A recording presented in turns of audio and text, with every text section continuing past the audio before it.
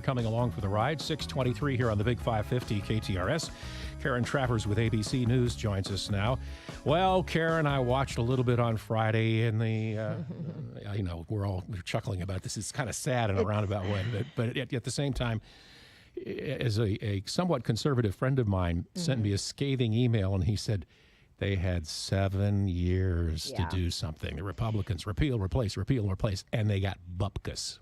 And 7 years, and I think quantifying it a little differently, 4 election cycles where this was a critical campaign promise, 2010, 12, 14, 16, and that was always front and center. And I think the interesting thing to pay attention to, and we're doing a lot of reporting on this week and in the coming weeks, is we can dissect this to death here in Washington, and we certainly are, of course. But what does it mean to Trump voters and people who really latched on to that campaign promise? He said he was going to do it starting on day one, that it was going to be easy, that nobody else could do it like he could.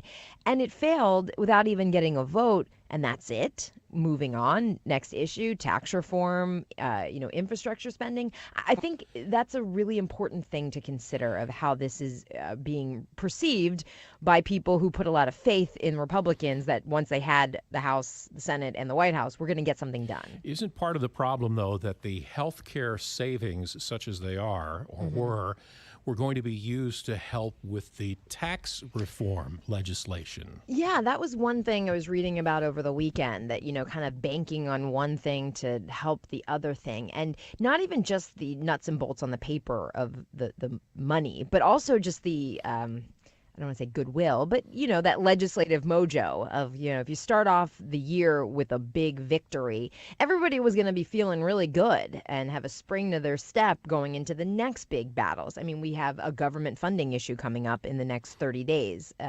We're starting to hear the word shutdown here in Washington. And then the president wants to get to tax reform by August. There's a lot of big stuff coming up, and they're kind of limping into that and pointing fingers and soul searching and self-critiquing. That's not the posture that any party wants to go into these next big battles having. Now, the other question is, the president blamed the Democrats for this. He said, we didn't get one Democratic vote. You weren't going to get any Democratic votes on this. The problem lay within the Republican Party itself, specifically this ultra-conservative group, which I guess is, 25 members of the House of Representatives, and they're still going to be a force to reckon with on everything else. That's the big question. So this House Freedom Caucus, which is maybe even around 40 or so members, it was about a couple dozen that were critical to the health care vote last week. The president first was blaming Democrats, but then that shifted. And yesterday he tweeted that Democrats are smiling because the Freedom Caucus saved Obamacare. So, he's pointing the finger back at the conservatives now. The president has a big decision. Do you say, okay, you guys are very influential, you are cohesive, you have a political philosophy, we need to work with you, and that gives them some political muscle? Or does he say, forget it, I'm going to start looking to the other side and see what he can do with Democrats to start pushing through some of his legislative priorities? It's a big crossroads, and it could define what his presidency becomes. This is ABC's Karen Travers. One of the things that a friend of mine, again, same guy who's conservative, but he cautioned, he said, Pelosi and that bunch, as he calls them, that bunch standing at the podium after the non-vote occurred. He said they shouldn't be too cat with a canary look in their faces because this could blow up on them later on down the road. I think he's right.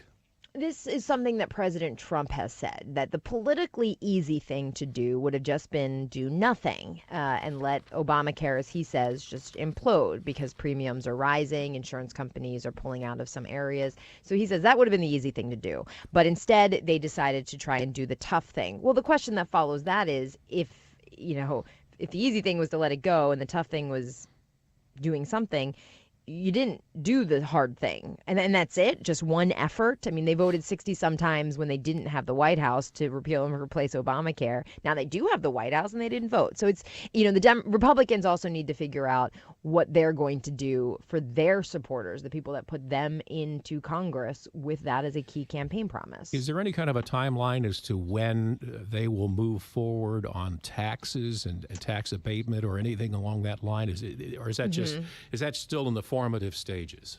It's a very aggressive timeline that the White House has laid out. They want to get this done by the August congressional recess, so early August. That's what the Treasury Secretary and top economic advisors have been saying. That is an incredibly fast timeline in Washington. It might not be for the business folks that are now in Washington, part of the Trump administration, but the wheels of Congress move incredibly slowly. There's actually, I think I saw something, there's only 50 legislative days between then and now. It's almost impossible, given that over the next month, they really have to deal with this government funding issue before April 28th. Karen, thanks so much for the time this morning. Greatly appreciate it. Have a great day. Thank you. You too. Karen Travers, ABC News, joining us today here on the Big 5.